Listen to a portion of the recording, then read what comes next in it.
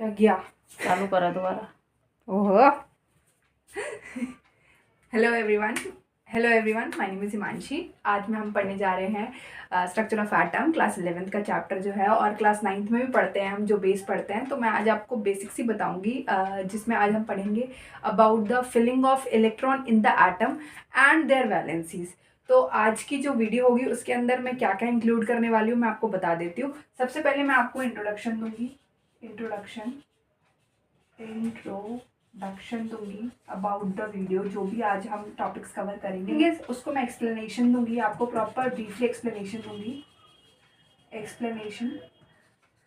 And third is summary. बस summary, 3 चीज़ मैं include करूंगी, ओनली 3 थिंग्स। पहला इंट्रोडक्शन, दूसरा एक्सप्लेनेशन दूंगी, और लास्ट में मैं आपको सारा आज का जो भी मैंने आपने पढ़ाया होगा वो सबको समराइज कर दूंगी। ठीक है। तो फर्स्ट ऑफ ऑल मैंने आपको बताया कि मैं बात कर रही हूँ अबाउट द इलेक्ट्रॉन फिलिंग। किसके बारे में? इलेक्ट्रॉन फिलिंग एटम के अंदर। तो इलेक्ट्रॉन फिलिंग जो है, इलेक्ट्रॉन की फिलिंग किसके अंदर? इन द एटम, इन एटम। अच्छा, कहाँ से आई ये बात? इलेक्ट्रॉन की फिलिंग इनसाइड द एटम, ये वाली बात कहाँ से आई? तो ये बात आई बोहर्स के मॉडल से।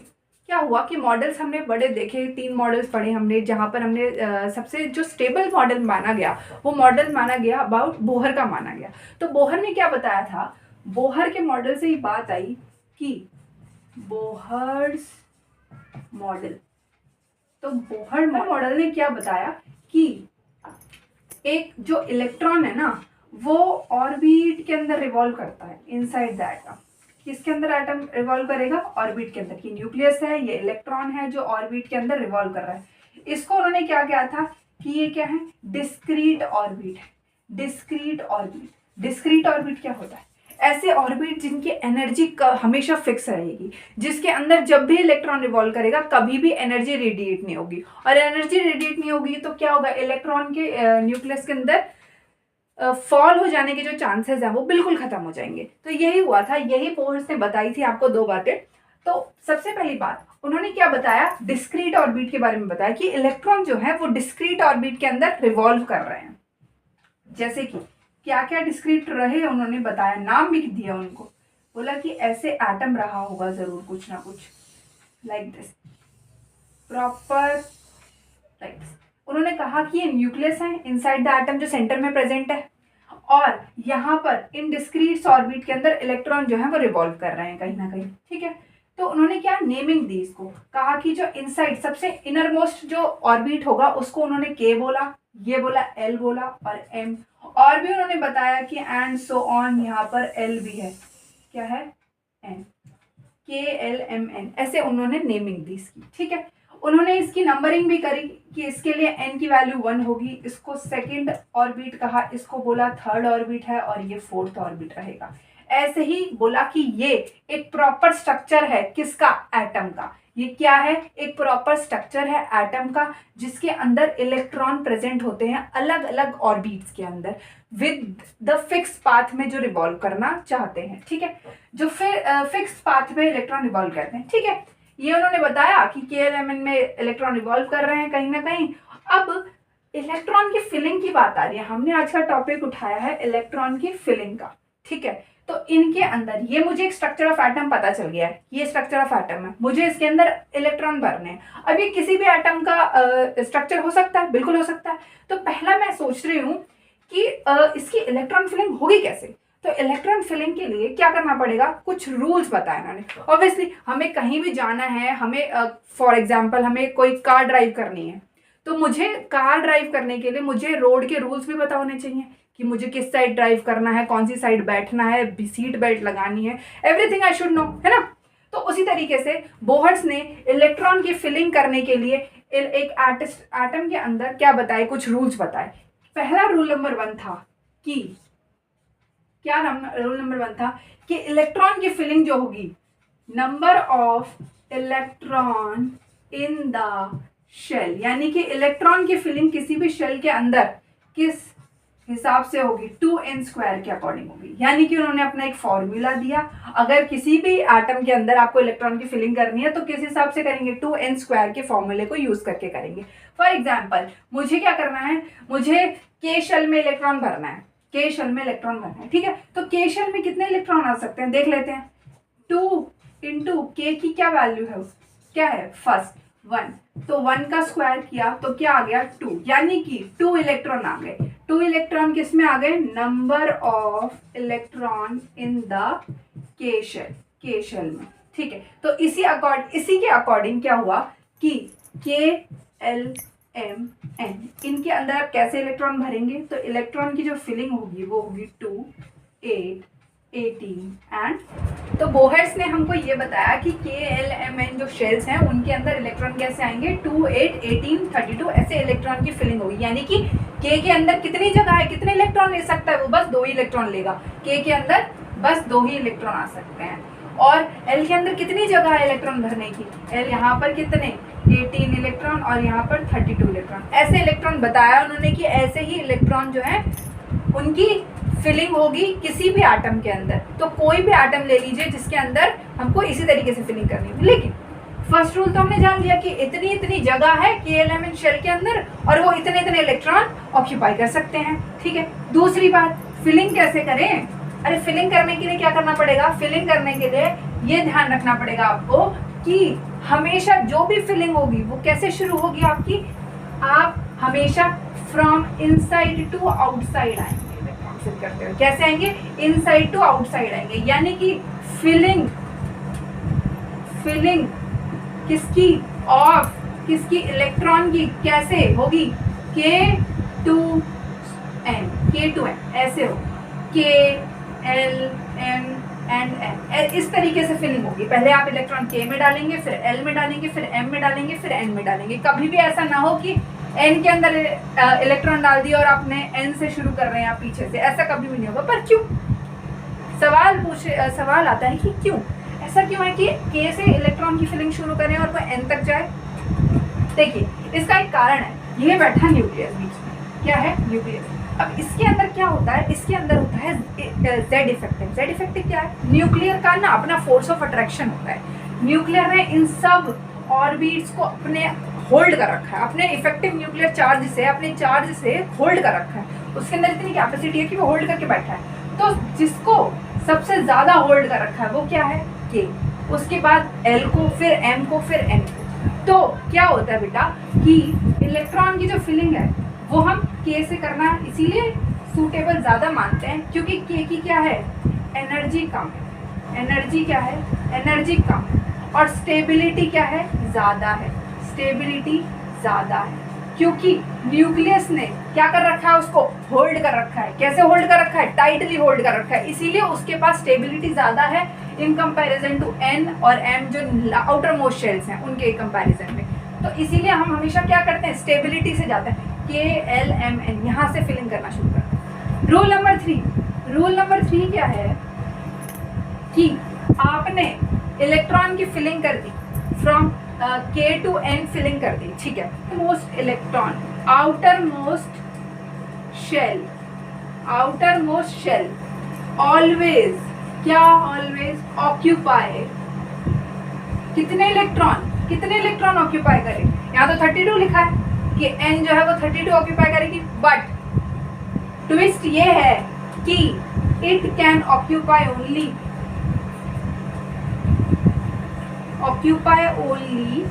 8 इलेक्ट्रॉन, यानी कि 8 या फिर 2 इलेक्ट्रॉन मतलब ड्यूप्लेट की बात करें तो 2 वरना 8।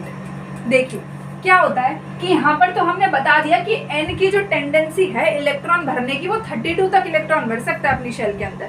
लेकिन बात क्या है कि इसका जो रूल है वो ये कह रहा है कि जो आउटर मोस्ट किसी भी ऑर्बिट के अंदर आप इलेक्ट्रॉन भरेंगे तो क्या होना चाहिए, वो बस 8 इलेक्ट्रॉन होने चाहिए। 8 इलेक्ट्रॉन का रीजन क्या है, देखिए ये रीजन है कि अगर किसी भी एटम के अंदर आउटर मोस्ट शेल में, किसी भी एटम के अंदर आउटर मोस्ट शेल में यदि 8 इलेक्ट्रॉन प्रेजेंट है तो उसको माना जाता है कि वो ऑक्टेट कंप्लीट है और वो क्या है, स्टेबल है। क्या है, स्टेबल, बिल्कुल। तो ये क्या है, ऑक्टेट कंप्लीट है, और इसको क्या माना जाता है, स्टेबल माना जाता है, स्टेबल।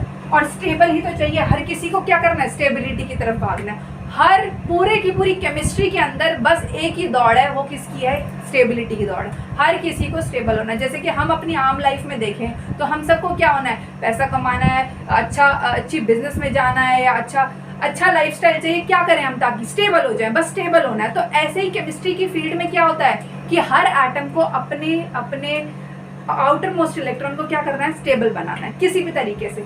तो क्या है, वो स्टेबिलिटी के लिए क्या होना चाहिए, उनका ऑक्टेट कंप्लीट होना चाहिए। और अगर 2 इलेक्ट्रॉन है आउटर मोस्ट के के अंदर, ये सिर्फ जो 2 इलेक्ट्रॉन है वो सिर्फ के शेल के लिए। अगर 2 है तो क्या है, उसका ड्यूप्लेट कंप्लीट है, तो भी उसको क्या माना जाता है, स्टेबल माना जाता है। तो इसी तरीके से बस यही 3 रूल हैं जिससे आप क्या कर सकते हैं, किसी भी एटम के अंदर इलेक्ट्रॉन की फिलिंग कर सकते हैं। तो अब हम with the help of examples जानेंगे कि इलेक्ट्रॉन की फिलिंग असली में होती कैसी है। जो भी हमने ये रूल्स पढ़े हैं उनको क्या करेंगे, हम इम्प्लीमेंट करके देखेंगे। मैंने आपको रूल्स सारे समझा दिए। अब मैं आपको बताऊंगी about with the help of examples कि इन रूल्स को हम इम्प्लीमेंट कैसे करें अपने। तो अब मैं आपको समझाऊंगी with the help of a model जो मैंने electron about structure of atom का बना के दिखाया है आपको। तो यहाँ पर आप देखिए बिल्कुल सेम स्ट्रक्चर ऑफ एटम है जो मैंने यहाँ पे बोर्ड पे आपको डिस्क्राइब करा है। तो इसी तरीके से इलेक्ट्रॉन की फिलिंग होती है किसी भी एटम के अंदर। तो अब आप मुझे बताना कि ये कौन सा एटम है। तो देखिए ये किसका एटम है, इसका तो सबसे पहले इसमें फिलिंग कैसी है, इनसाइड द एटम क्या है, न्यूक्लियस प्रेजेंट है in the center. K shell के अंदर कितने ऑक्यूपाई हो रखे हैं electron, only 2। And L shell के अंदर 8 इलेक्ट्रॉन्स और एम शेल के अंदर 2 इलेक्ट्रॉन्स। तो यानी कि ये किस एटम का स्ट्रक्चर हो सकता है, यानी कि 2 8 2 8 10 एंड देन 2 12, यानी कि 12 किसका एटॉमिक नंबर हुआ, मैग्नीशियम का। तो ये स्ट्रक्चर ऑफ एटम किसका हुआ, मैग्नीशियम का, क्योंकि इसी तरीके से इलेक्ट्रॉन फिलिंग जो है वो किसके अंदर हुई होगी, मैग्नीशियम के अंदर हुई होगी। तो देख लिया, बिल्कुल अच्छी तरीके से जान लिया, मैंने मॉडल से भी समझा दिया, आपको डिस्क्राइब कर दिया। अब आप क्या जानेंगे, आप जानेंगे अबाउट द वैलेंसी, उन्हीं एटम्स की वैलेंसी के बारे में जानेंगे। किसके बारे में जानेंगे, वैलेंसी क्या होता है, वैलेंसी क्या होता है, या फिर वैलेंस शेल क्या होता है। तो द नंबर ऑफ, अगर हम देखें the number of electron shared, gained, loosed by the atom, किस लिए, to attain, क्या अटेन करना है, हर किसी को कौन सी भीड़ में भाग रहे हैं सारे एटम, स्टेबिलिटी की। टू अटेन स्टेबिलिटी, कैसी स्टेबिलिटी आएगी कहां से, बाय कंप्लीट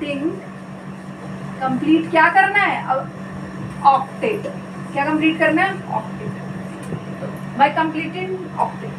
तो क्या होता है, इसी को जो ये फिनोमिना होता है इसी को हम क्या कहते हैं, वैलेंसी। यही क्या है, जितने भी नंबर ऑफ इलेक्ट्रॉन शेयर्ड हो रहे हैं, गेन्ड कर रहे हैं या लूज कर रहा है, कौन कर रहा है, एटम कर रहा है, किस लिए कर रहा है, ताकि वो क्या अटेन कर सके, स्टेबिलिटी अटेन कर सके। क्यों करनी है स्टेबिलिटी अटेन, कैसे करेगा स्टेबिलिटी अटेन, अपना ऑक्टेट कंप्लीट करनी है, अपने आउटर मोस्ट शेल के अंदर 8 इलेक्ट्रॉन किसी भी तरीके से पूरे करने हैं, भले ही उसको उसके लिए इलेक्ट्रॉन देने पड़े, उससे किसी से उधार लेने पड़े, कैसे भी करे पर उसको स्टेबिलिटी अटेन करनी। तो यहाँ पर क्या होता है, इसी को क्या कहते हैं, वैलेंस इलेक्ट्रॉन कहते हैं। क्या कहते हैं, वैलेंस इलेक्ट्रॉन कहते हैं।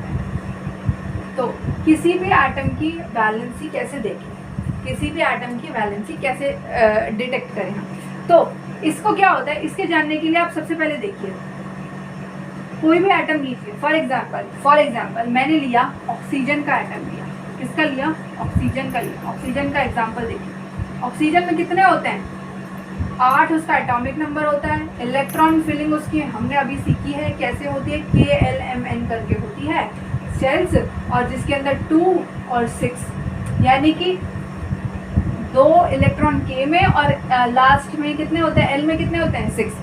अब मैंने बताया कि आउटर मोस्ट शेल में इसके कितने इलेक्ट्रॉन्स हैं, 6 इलेक्ट्रॉन्स हैं। तो करना क्या है, स्टेबिलिटी अटेन करनी है। स्टेबिलिटी ऑक्टेट कंप्लीट करके ही होगी, ठीक है। तो यहाँ पर 6 इलेक्ट्रॉन है, मुझे 8 चाहिए। ऑक्सीजन को क्या चाहिए, 8 इलेक्ट्रॉन चाहिए कम से कम। यहाँ नहीं कि यहाँ 6 की जगह 8 होना चाहिए, ताकि वो क्या कर सके, अपने आप को स्टेबल मान सके। तो 2 इलेक्ट्रॉन और चाहिए, 2 इलेक्ट्रॉन की कमी है। उसके लिए क्या करेगी, कहीं से क्या लेगा, ये 2 इलेक्ट्रॉन ले लेगा। अगर इसको कोई 2 इलेक्ट्रॉन दे दे, 2 इलेक्ट्रॉन अगर ये क्या कर ले, गेन कर ले, क्या कर ले, गेन कर ले, तो याद रखिएगा, तो क्या हो जाएगा, इसका ऑक्टेट कंप्लीट हो जाएगा। तो हमेशा एक रूल है, वो याद रखना वैलेंसी के अंदर। क्या रूल है, मैं आपको बता देती हूँ। जब भी गेन होगा, क्या होगा, गेन होगा तो नेगेटिव साइन से दिखाएंगे, गेन होगा तो नेगेटिव साइन से। और अगर क्या हो रहा है, लॉस हो रहा है तो किससे, पॉजिटिव। लॉस ऑफ इलेक्ट्रॉन हमेशा पॉजिटिव से दिखाया जाएगा, और गेन ऑफ इलेक्ट्रॉन किससे दिखाएगा, नेगेटिव साइन से दिखाया जाएगा। तो यहाँ पर क्या हो रहा है, 2 इलेक्ट्रॉन का गेन हो रहा है, तो ये ऑक्सीजन के पास क्या साइन आ जाएगा, कितने इलेक्ट्रॉन का, 2 इलेक्ट्रॉन का। क्या हुआ है, गेन हुआ है, तो गेन में क्या नेगेटिव साइन आता है। तो ये क्या हो गया, इसका सिंबल बता दिया about the valency of the atom. किसी भी एटम के वैलेंसी कैसे निकाले, तो अब मैं आपको आज लास्ट में समराइज कर देती हूँ कि मैंने क्या पढ़ाया आज। तो मैंने सबसे पहले आपको बताया कि about the electron filling,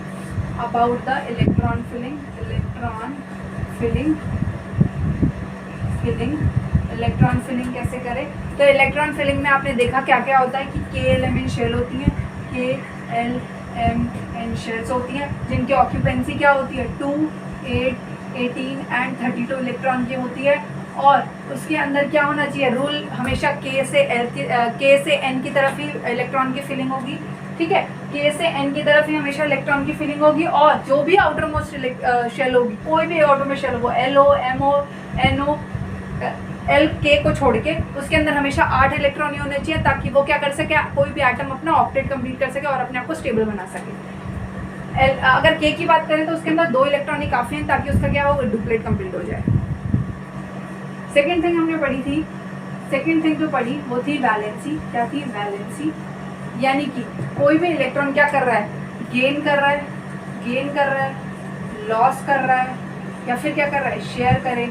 share की बात आप बाद में कार्बन की केस में पढ़ेंगे, गेन और लॉस ही पढ़ेंगे। अभी गेन करे या लॉस करे कोई भी एटम क्या इलेक्ट्रॉन को, तो क्या होगा, तो उसकी क्या होगी, स्टेबिलिटी बनेगी। क्या बनेगी, स्टेबिलिटी, ताकि वो स्टेबल हो सके, क्या कर पाए, स्टेबिलिटी, टू बिकम स्टेबल। तो this is the summary of